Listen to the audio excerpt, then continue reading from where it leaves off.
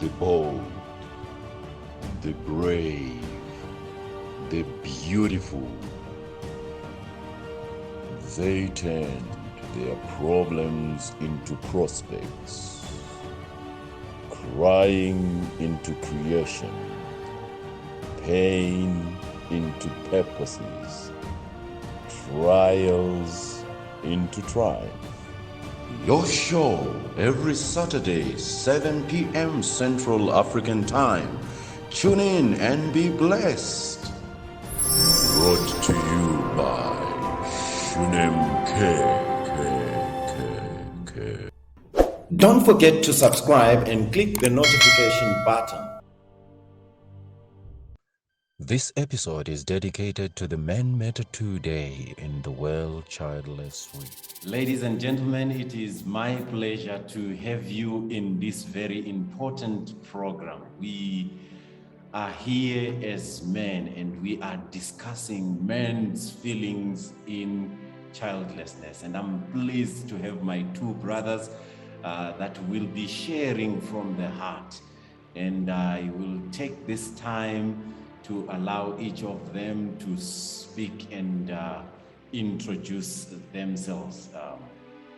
Maisiri and Mwanza, welcome to the show. Thank you, Baba Zala. I am Whisper Maisiri. I'm married to Pastor's sister, Childless Dube. So Pastor is actually my brother-in-law. Oh, yes. We've been married for 9 years. We actually celebrated our 9th anniversary a few days ago on the 26th of August. So thank you very much for inviting me to this program, Baba Zala. Thank you. Thank you very much. Congratulations for the 9th anniversary with my sister, Lindy, in a very special way. I'm very pleased and I'm happy. Okay, my name is Samuel Mwanza. I'm married to Linda. I think we celebrated our 25th anniversary on the 17th of May. And we are happily married. And the lady is just beautiful.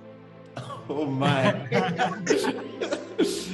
That's very good to hear. So that the lady is very good and very beautiful. And that's a great testimony from a man. And I love that. I am Skhumbuzo Dube. I've been married since 2009, and this is our 11th year, and we are looking forward to our 12th anniversary. And we are very happy in our marriage, and we want to thank God.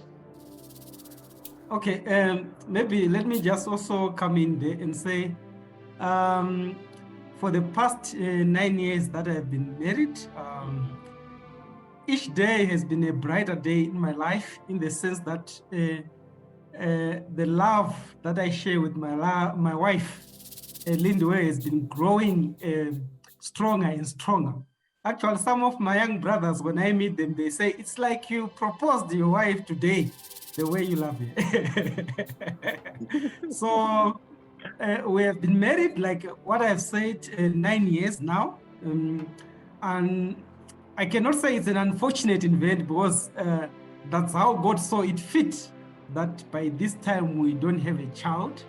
It's not by making, it's not that we didn't want a child, it's not that we planned to not have a child, but it's something that happened unexpected. Of us, we also, like when you get in a marriage, you expect to have a child, like many of us, but God did not bless us in that way by now. But we still believe that one day God, if He wills, He will bless us. If not, still life will continue and we'll still remain happily married. Wow, that's beautiful to hear, and I love the positivity. Let me just look into your story as well.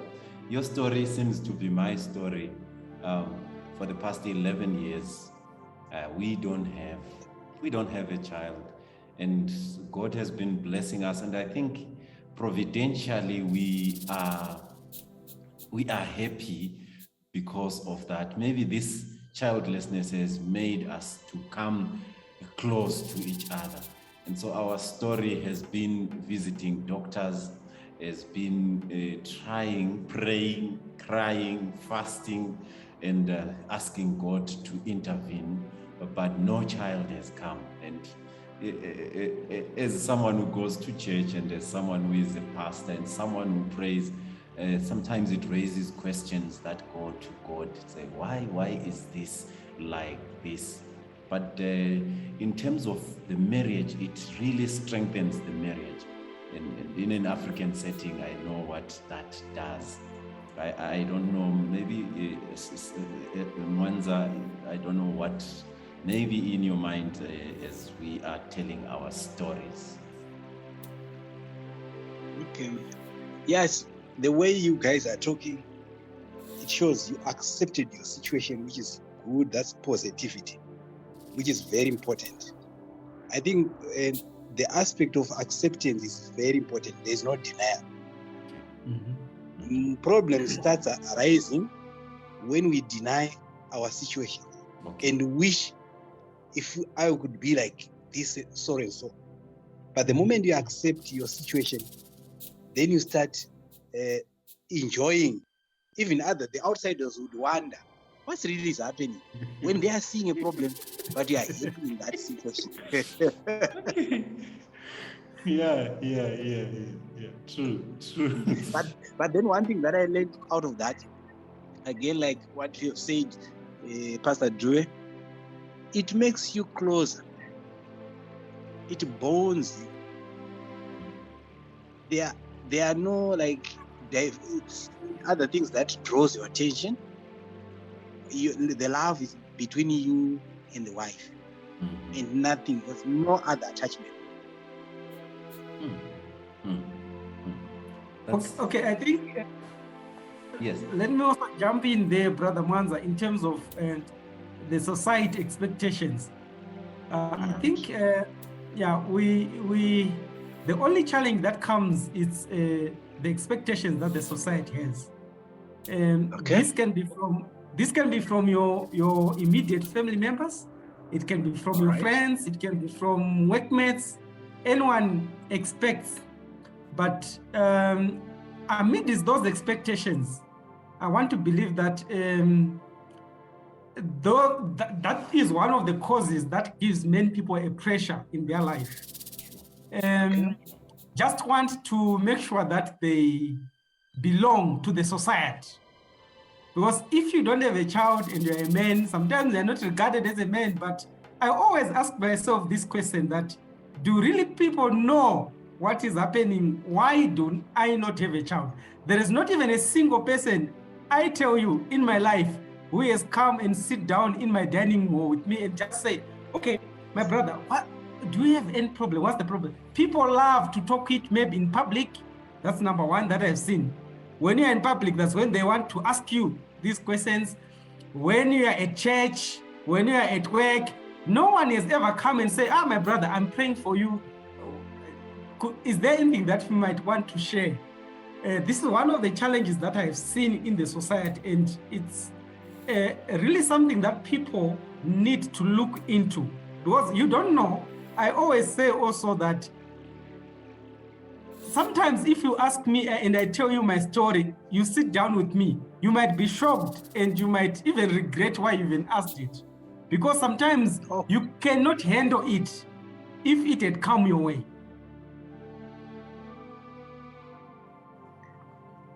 That's right. I also wanted to share mine. Maybe from what you've said, maybe there may be difference. You know, I've been in marriage for 25 years. Just like any man, when I entered in marriage, there were so many expectations. We expected to have kids, play with them. But the year after, the first year, the wife, my issue, the problem with my wife was she would get pregnant, then miscarry at different levels. So I think it was for 6 times, I think. 6 times having that scenario. But by then, I ended up knowing almost every Gaina in Zimbabwe. Until this other day, after was it the 5th or the 4th? We were told all sorts of stories, philosophies. We took different types of medications, told because of ABC, try this. And some Gainas actually said, no, I'll monitor you closely, but still nothing materialized. Then I realized one day, but by that time I was an ardent Christian. I was a Christian, but not really. Like what society is, sometimes it doesn't accept us, right? But there's one thing that I learned out of this scenario. Before I go to that, then when on the 4th time, every time this lady would have been pregnant, she would end up being in hospital. And then I asked myself one day, what if one day I would have the child and then I lose the mother? What does it profit me? I realized the importance of the lady more than the child I would get. Is what Elkanah, remember Elkanah telling Hannah, you are more than 10 sons. That really inspired me. So I said, so on the 5th time, when my wife, 5th and 6th, when my wife would say, oh, I'm positive, I'm pregnant, instead of being happy, I was stressed. It was no longer news now, because it was miscarriage, hospital, whatever. And some of the times I could not even tell even my mother-in-law, but I knew she had BP, she would end up, she was troubled by this situation, so wanted not to trouble her. So I said, if I'm no longer happy, why should we continue trying to do something? And I looked at the people around myself. They could just have kids. So some without even did not have resources to take care of the kids. But they could have them easily. They did not even need to be operated. And some would throw them in latrines. And then I said no. But it was not easy. But one thing that I did was, it was never a subject that I shared with people. I don't know whether it was for my good or for bad. Okay. But it was never a subject that I shared. But to some extent it helped me, because by sharing, you know what, when you are not in the situation, people will come up with all sorts of advice. You do ABC, if you do that. Like for example, last year someone phoned me. The lady was excited. I'd known her for years. Do you know what she told me? She said, you know what? There is this auntie of mine, they had gone for 18 years without a kid. Now they've got one. No, they were helped in South Africa. And then I was not amused. And then she was surprised. She said, but you seem not to be happy. And you are not even asking for the email or the phone number. Did I ever ask you to find someone to facilitate our getting children? And then she was disappointed. So I could tell people sometimes we don't give them chance, but they've got stories to tell and all sorts of thinking about us. But one thing out of this, it made me strong. And I realized that it's not about sharing with people, but maybe telling God what you really want. Yeah. Amen. And the lady was by my side through and through, even when things went bad, and I realized, what more do I need when I've got such a lovely, caring lady? Amen. But let me tell you what made me strong. When I became a Christian, there is a sermon. I think this sermon will help even all of us, even whoever is going to listen to this. If you read 1 Samuel, you come across Elkanah and Hannah. The Hannah story touched me so much. She was tormented by Penina. But there's one thing that I wanted about the lady. She continued crying to God. Even when Eli said, "You are like drunk," she didn't bother fighting Eli. And then when you go to Luke 1 verse 5, going upwards, you meet the father and mother of John the Baptist. No, whenever I think of this one, I think of you, Pastor. There are times when you need to pray for people. When you need to pray for people. Yeah. And some will be commenting, "How can you help me when you can't help yourself?"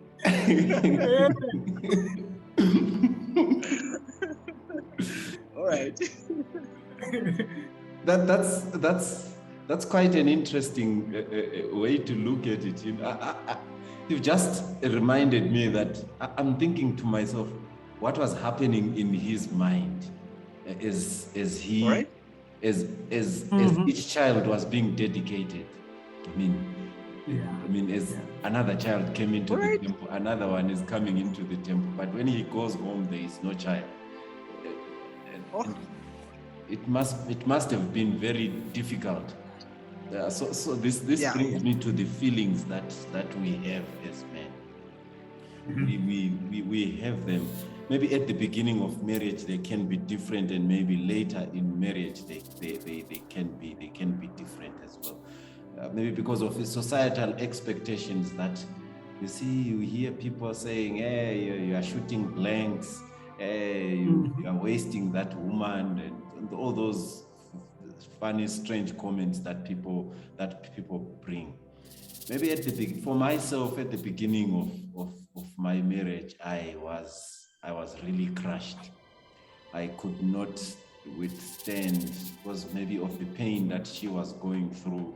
You highlighted something, Brother Mwanza, and also Brother Maisiri also highlighted that the fact that you value life more than the child that is supposed to be born. So because you value life more than the child that is supposed to be born, when you see her rolling in the bed because of the pain that is there in the third surgery that she went to, I almost lost her life.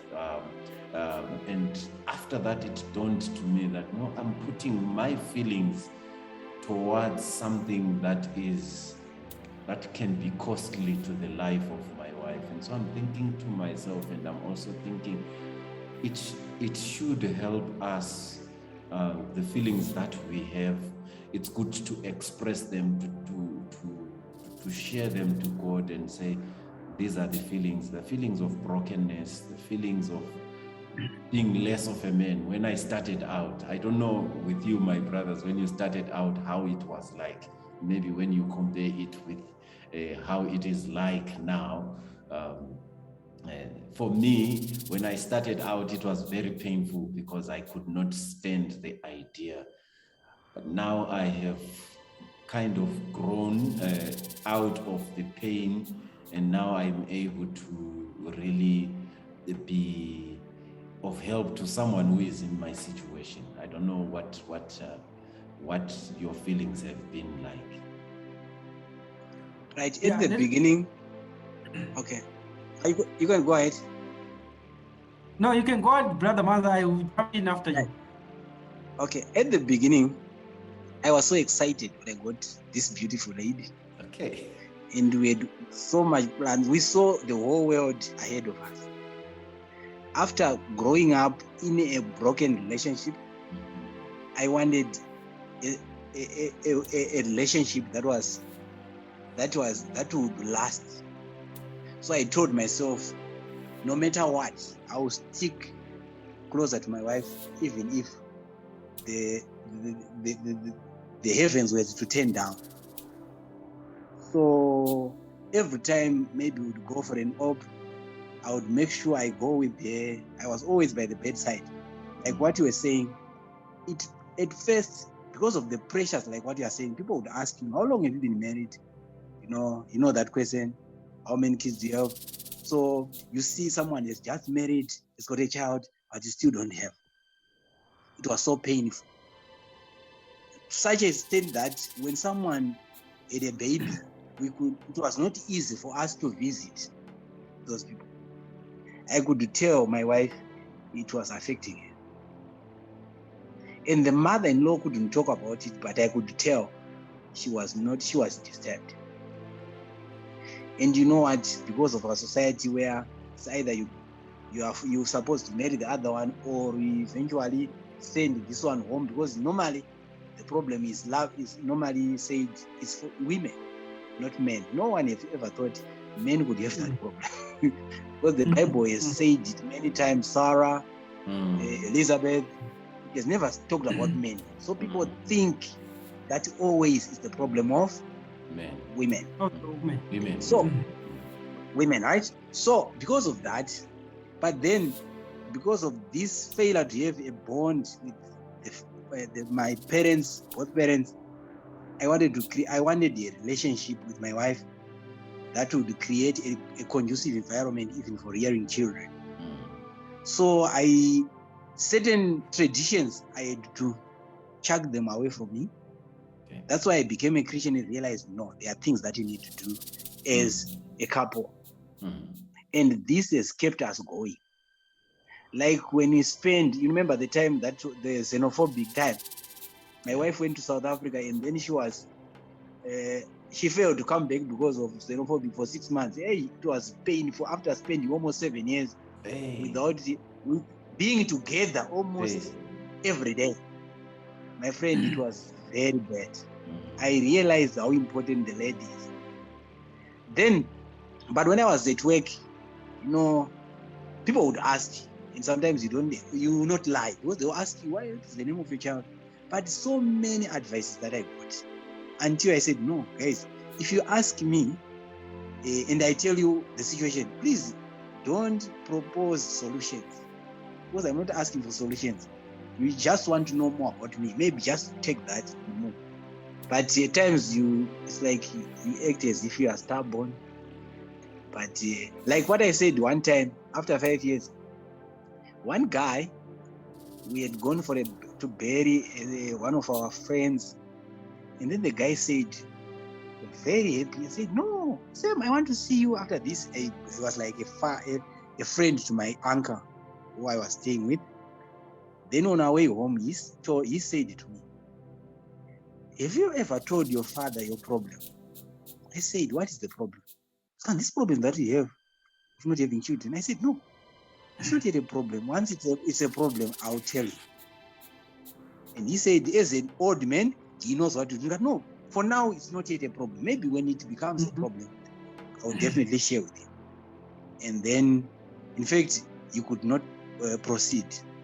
So the conversation was cut short. Then I realized, no, if you allow people to interfere, even certain things should not be discussed. They are not debatable. It's not a topic to debate about. So don't allow everyone to just talk about especially your intimate life. Like what my brother said, no one has ever come and asked me except one of my uncle. But this one, I don't know whether he was genuine. He said, hey guys, why is it that you are not having children? And maybe it was after 5 years, 6. And I said, oh no, you know what? How I grew up, I didn't like the way I was brought up. I want to create a conducive environment for the kids that I will be. I don't want them to be a problem to society or to the country.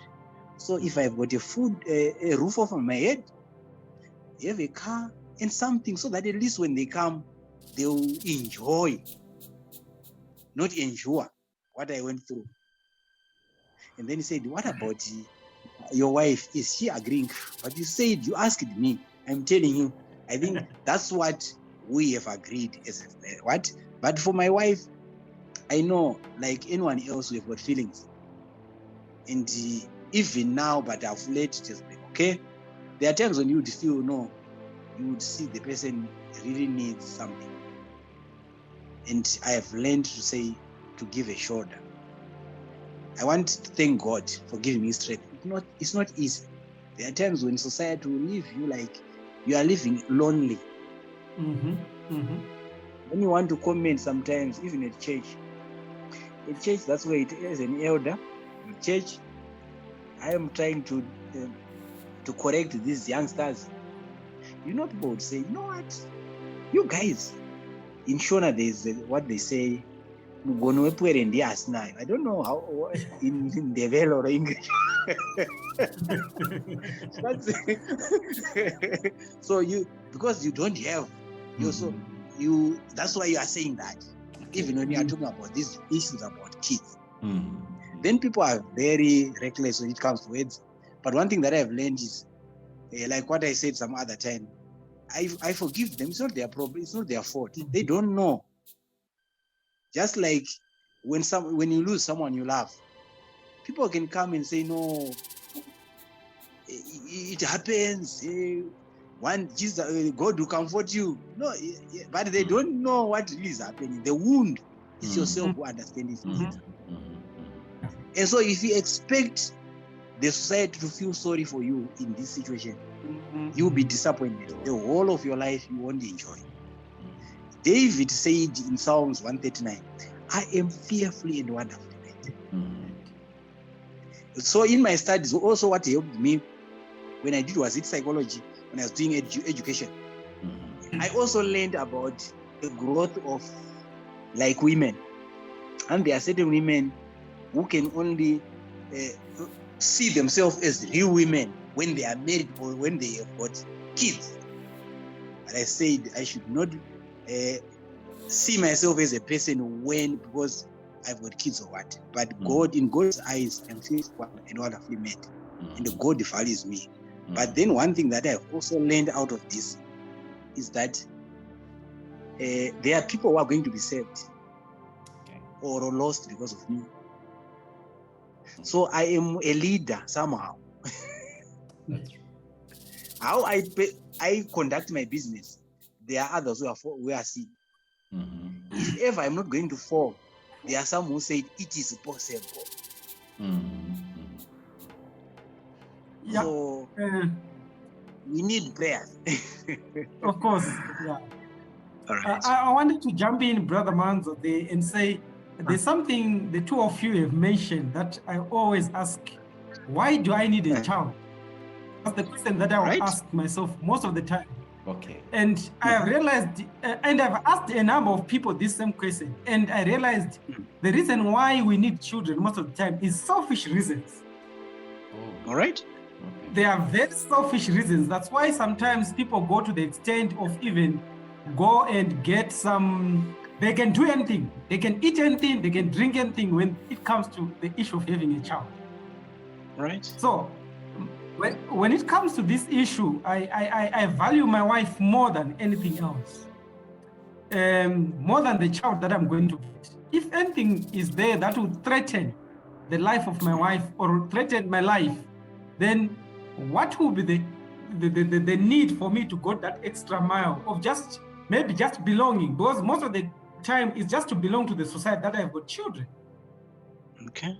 So it's one of the things that also has helped me it has assisted me a lot. But I want to come to the issue of the feelings there.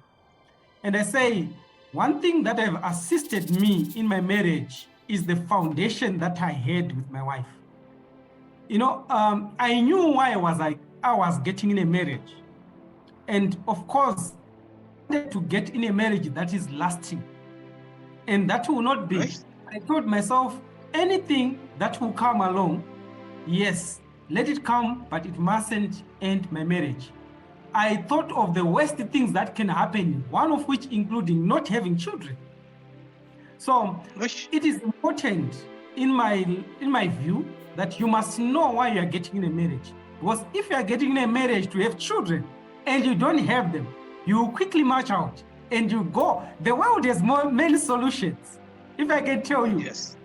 There are so many sisters that also have many solutions, and many there that have got also many solutions for the wife.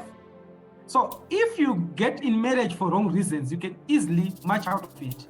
I am one of the people that is happiest under the sun. Pastor, if I can tell you, yes, there was a time of grieving, of not understanding what was going on, crying and pleading with God. that time was there. I don't want to lie. But one thing that kept me strong is to know that everything that we need, as much as we also say, when it comes to the issue of tithes and offering, when it comes to the issue of health, when it comes to any other issue that we talk about, we usually say we have to go to the manual, which is the Bible. And the Bible has my manual also in this. Brother Mwanza mentioned the story that I wanted to speak about, the story of Elizabeth and Zachariah. Those people, they were blameless, God. They were righteous, walking in the commandments of God and his statutes, blameless. And I asked myself, I also, even this morning, I talked to my wife this and say, but do you know what? The greatest thing that we can even cry about or that we can think about is, have we reached that state where we can say we are righteous, we are upright? Or we want a child to the extent that we are even prepared to go out of the way of the Lord. And many of the solutions that comes, Mfundis, let me tell you, and Brother Mwanza, they are outside the manual. There are very few people who comes with solutions that are in line with the manual that we believe in. Mm-hmm. So I want to believe this is one of the things that I went through, and I believe when it comes to the feelings, Pastor, like right now I'm speaking, I love my wife more than the time I proposed it. We are glued together. We can't separate. Wherever we are, whatever, we are together. Some people, they even asking, why are you always together? You move. When I transfer of work, when we always move together where we are. Mm-hmm. So I thank God for that. He's the one who gives us strength to continue loving our wives. There mustn't be any condition of loving your wife or the condition of her loving me. The fact that God has brought us together, I want to believe it is one of the best gifts that we can have.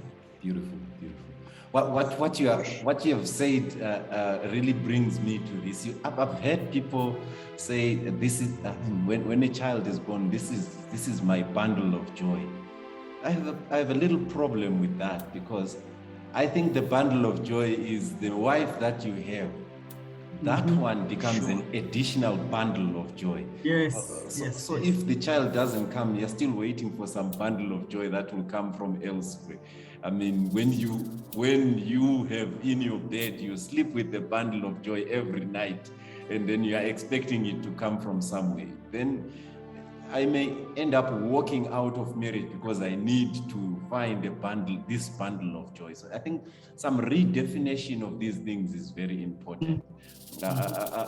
I'm thinking about how to cope in this situation. There could be somebody that is listening to this, that is watching us right now, and I want to say it can be difficult to cope, but there are ways that our brother... God has not yet blessed you. Okay. And the second thing, in my own view, is also to know that stories that are in the Bible, they are not fiction. Okay. They are real stories.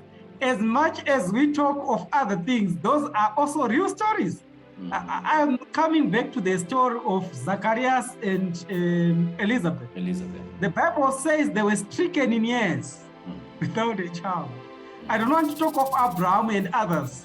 I want to talk of this one because we've highlighted it earlier on. So it will help to know that children, God is the one who blesses with them. He's the one. Sometimes I even ask myself that some of the things that we end up doing to get children, is it really God who is giving us? Because some even go outside the way of the Lord just to pursue having a child. So when it comes to that extent, like what I've earlier on, those are selfish reasons. And it will not make you a better person. Actually, the child might even come and it might even bring more problems in the marriage. So always depend on God and talk to him.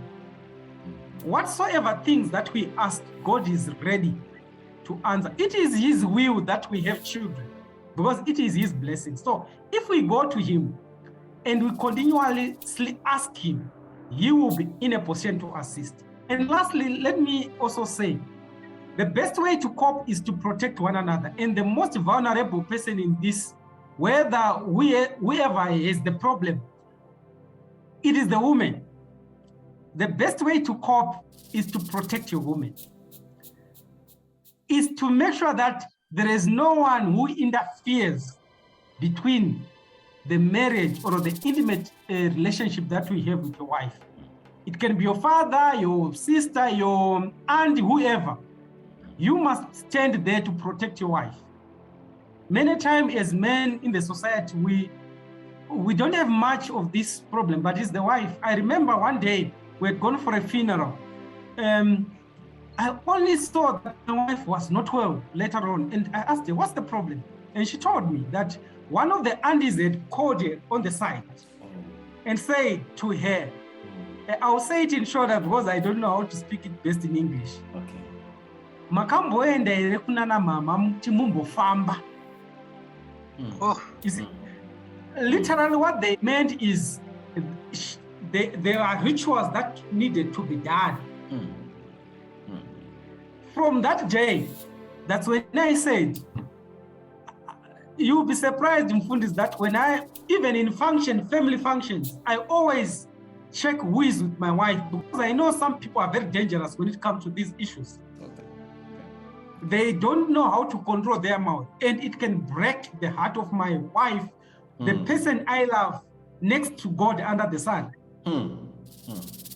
So it is one of the best way of coping, making sure that you are happy, and to be happy is to protect one another. Even the wife, even protecting your husband from your family also. So it is, if you love one another, you care for one another, there is nothing that will stand between the two of you. Now, as the second one, I will follow. Before our senior speaks. In my 11 years of childlessness, this is how I've been coping. If in the initial years, I used to have this pain, and I kept it to myself, and I could not really confront people who caused issues to me. But when I grew up in this thing, when someone says something that is not all right, I just reach out to them and tell them what it does to me. If you say something that is not all right against my wife, against you see, like you are talking about my bedroom life in public. You can't talk about my bedroom life in public. If you are saying you are a useless man, it means that you are talking about my intimate life. You are washing it in public. And so if it is like that, I will just help you by correcting you. And this has helped me to cope. I also do poetry. I write poems. When I have these feelings that are not good, I just pour them out into poetry. I also do something that is also strange. I write children's songs, and when I write children's songs, this is where my parenthood plays at play. So the last song I wrote was Samuel, Oh Lord, Talk to My Soul. Samuel, this song really is speaking about a situation that we were in, and this child was born after a miraculous situation. So each time I listen to it, it becomes therapeutic. So the other thing that I used to cope, for this thing to come, I didn't just become someone who is able to talk about this and maybe to help people. I had some counseling sessions. Men out there, it's an African maybe to go for counseling sessions, but because you can't tell everyone that this is your problem. But when I went there, I then discovered that it is okay when you are not okay. You can really, it's okay.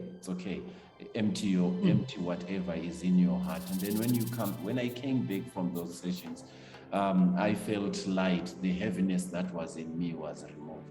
And so that's how I am coping. When God created Adam and Eve, after Adam, he said, I want to give you a helper. Okay. right? Mhm. That was before even the kids, right? Okay. So Okay. mine is a helper. All right. I think people forget that part. They only think of the be fruitful. So before fruitful, you need a helper, a lover. Yeah. Mhm. So, like in our case, I said at the beginning, just like anyone else, you want to be like them, right?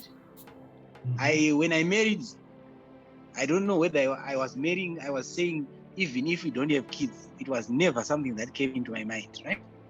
But it happened. So when it happened, there was the time that I had to accept reality, like what I said. And then one day I talked to my wife, I said, no, my friend, after this surgery thing, I said, my friend, what if one day I am to lose you? It will be very difficult. Why can't we accept our situation and move on? And I've read about Elizabeth. They ended up with kids, Anna having kids. But one thing that I know is we may not have them after all. Mhm. Yes. Sometimes we talk of Zechariah and say at the end they had one. Mhm. But I may not be the Zechariah. Yes. And now we are going into a twilight of our ages. We have realized, no, I think it's high time we should make sure the love between us should increase. Mhm. And also, Yes. because of that, like what my brother said, we have created a bond. We are friends. At one time, she would complain, when you go for funeral, when I wanted to go home, I'd say, my friend, let's go home. She'd say, why can't you go with the other guys I would meet? I think it was more of being protective than anything else. And then she complained. I said, my friend, you are my friend. When I'm with you, I'm happy. As much as I can have these other men, but I think you are one of my best friends. And then now, and now she realized, no, even if we go anywhere, I'll say we are going, she would happily say, well, let's go.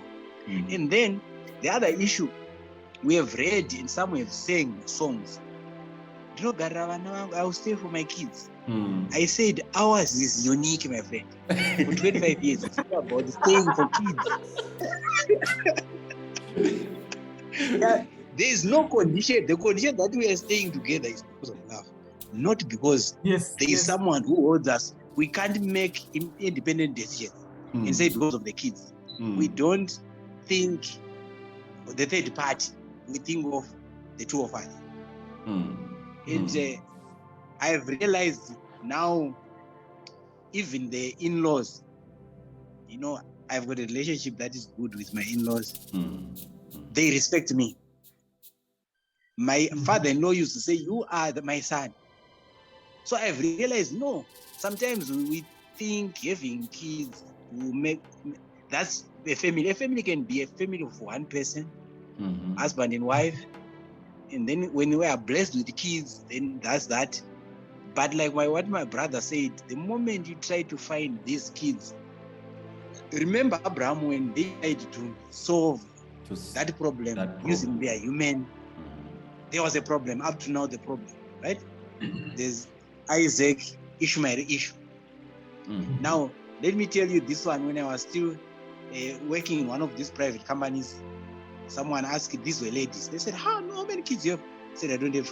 How long? I told them the number of years that I have. Because you know what? There are certain women who are prepared to have kids, and then maybe they will give you. I said, really? Then, you know what? We are open with my wife. I came home. I talked to her. What do you think about this? Even if it was something silly, I would come and talk to her. And then, but the one thing that I asked the lady, I said, suppose we have that kid. Maybe it appears, maybe I don't have a problem. When my wife sees the kid, is she going to thank God or curse God?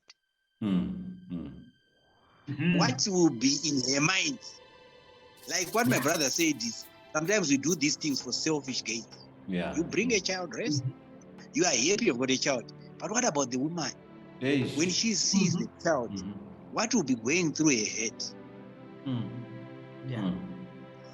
So all other solutions I've realized, they are not biblical and they've got problem. Mm. If Sarah and Abraham were here asking them, they will tell you, my friend, don't ever try to solve this problem. Allow God to wait for the Lord. Yeah. So sometimes we want to do things that are beyond our control. And also, like what I said is, when I realize to copying again, it needs you to accept reality. Accept reality. If my brother, you say to me, it doesn't matter how you express it, that you don't have a kid, that's why you are saying that. I said it's true. It's the person is not lying. Yeah. The moment I want to fight you, I've got a problem. At the moment I accept, then there's no problem. Have you noticed that if someone gives you a nickname, then you try not to accept it? It grows. It grows. And I also learned the other issue that I learned, like I didn't do it the way my pastor would do to confront. Mm. Not that I could not confront. When I was still a young person, I would use, I would fight to ensure that my rights are not, when they are infringed, I would fight for my rights. But I realized that's not the way to do it. I learned there is a saying that I have actually developed: you don't fight a pig when it is in the mud. Okay. So when these people are saying their things, don't even bother to argue with them, because you'll not win the war. Because when a pig is in the mud, it is in its territory. Yeah. So sometimes ignoring, go and pray about it. But fortunately, maybe my upbringing, I'm not a person who would cry easily. You know, when I was growing up, maybe I was stubborn. When I was beaten, I would make sure I would not cry in front of the person who has beaten me, even at school. Someone would beat me in the morning. I would maybe even cry at night when I'm sure I'm alone. But I realized now it was not good. It's suicidal. So that made me, even if someone would say any words.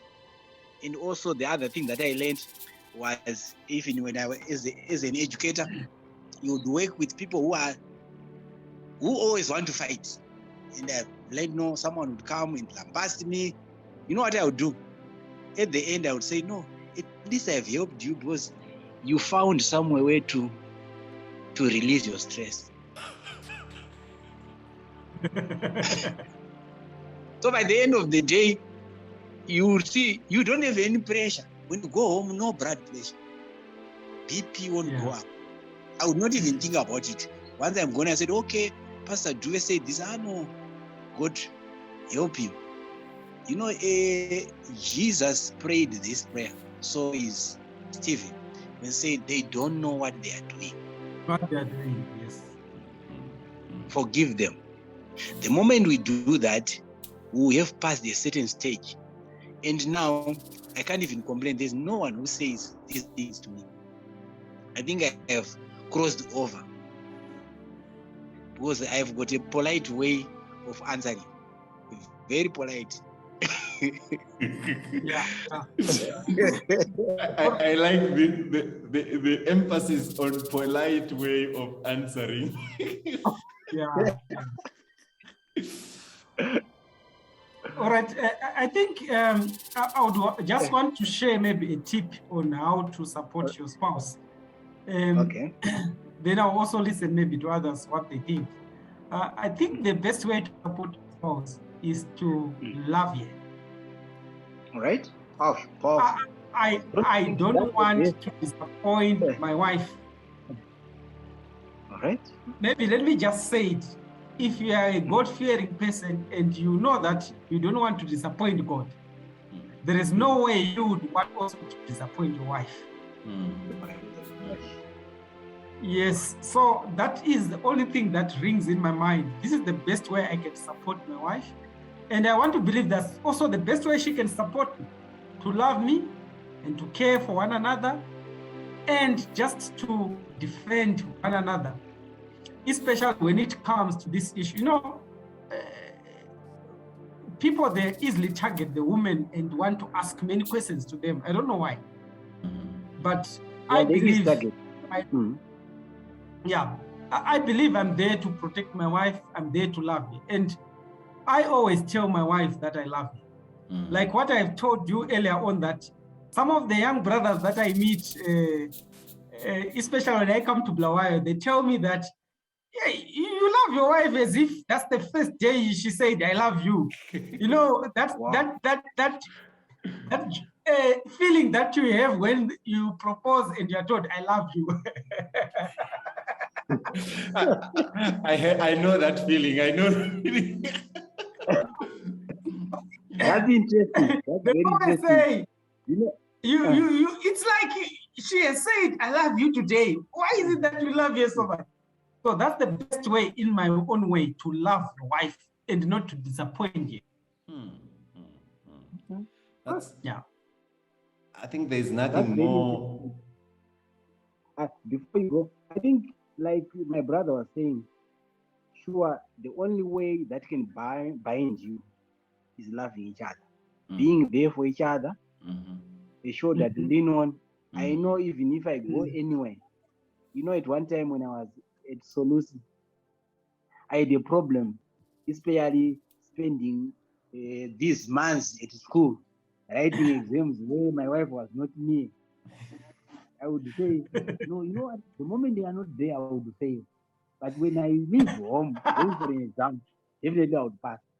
So at times I would take it to blow out during my times of exam. But that, and I've also, in the circles that I stayed, the other time I was with my students, and then I said, no, guys, you know what, I can't be doing this. I've got a very beautiful wife to attend. Then they will say, what is this wife of yours? So when I post here, they will comment, sure, you've got a beautiful wife. So I want to make it important. That's true. I appreciate it so much. Yes. And even the issue of, you know, I grew up, I don't know whether my mother used to do this birthday party when I was young, but now I've learned one thing that women want. They need to be appreciated. And also these important dates in their life, you need to do something. It means it shows that you really care. Because they don't want you to just talk about loving. They want you to act. They want to see. So that when they're talking about to other people, they'll say, look at my husband. That's a husband. And also, I've realized if she wants something, please support her in whatever she's doing. Even if it fails, but sometimes if you are there for her, then she knows even if things are going bad, my husband would always be there for me. Spend time with her. Spend quality time together. Yeah. Like this time of lockdown, you know, I was saying, like Romans 8 verse 28 says, for all things. I said, you know what? Before this lockdown thing, I was so busy with my lectures and Lucy and my party. It was hectic. I would come home tired. But this time I said, oh, thank God. God is a way of creating, coming up with a conducive environment. When others are seeing something bad, but I'm seeing something good, it has actually revived our relationship. We can spend time talking. Doesn't matter what we are talking about, we would enjoy being that.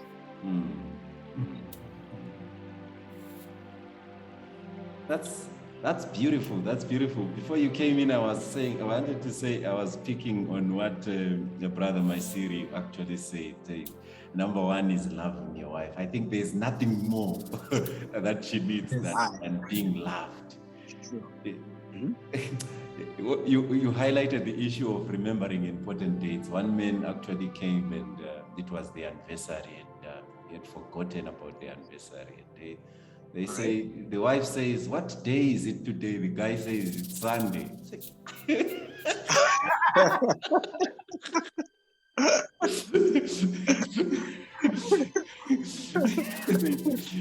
It's Sunday.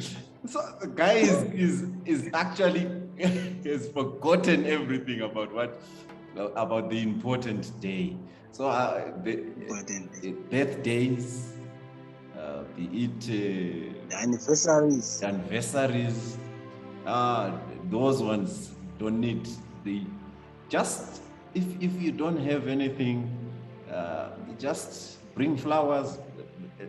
Remembering Sure. that day is very important. Very important. That's the most important thing. Yeah. Those things. And you know what? Mhm. Some would tell you in the morning later, if it was not for Econet, I would know that it was my birthday. Don't wait for the Econet. So the person is remembered by the Econet. Yes, by Econet. Econet reminds him that it's your birthday, happy birthday, or some email from some bank or whatever. But the other thing that also helped me was the aspect of going out as couple. Okay. You know, I said our church has got a good program, but beside the church, you don't need a lot of money to do those things. Yeah. You know, going out, you spend time where there are no knocks on the gates. You've got quality time, you share your inner feelings. I think it has helped us a lot. We used to travel a lot, waiting for holidays. Every holiday, we would go Vic Falls, go there. I realized even not Vic Falls as such, even traveling to other places together, spend time together, where there are no knocks, we would agree that we are switching off our phones. We don't want disturbance. So we would spend even the whole day without a phone. So there are no knocks. Those ones calling Cobra, they are not there. You've got time. But the moment you remain at home, right? Yes. Because there are issues, there are things that needs to be addressed at home. Sometimes you won't have quality time. You think of these bills, this what. But the moment you leave home, you go to a place that is neutral. It also helps. It's actually a healing. It also helped me a lot. That's when I realized, no, sometimes you would wake up in the morning, said, no, I'm making tea, coffee for you in bed. You wouldn't do that at home, because when people come, you know what they will say, you know our society. If you are still a novice, where is the mother? The mother is in the bedroom. What are you doing? I'm in the kitchen. You see, but when you are there, no one would come and disturb you. You would do if you actually let the ladies sit, I would do the kitchen, I would do the washings, no problem. Especially when you are still in the infancy. But at my stage now, even if you come at my place seeing me doing what, no, I don't even bother what you're going to say. But especially the beginning time, they'll say, the woman has no kids. And then you are just feeding like a broiler, doing nothing. So it's like what they are simply saying is someone, if the woman doesn't have kids, should not be given proper feeding.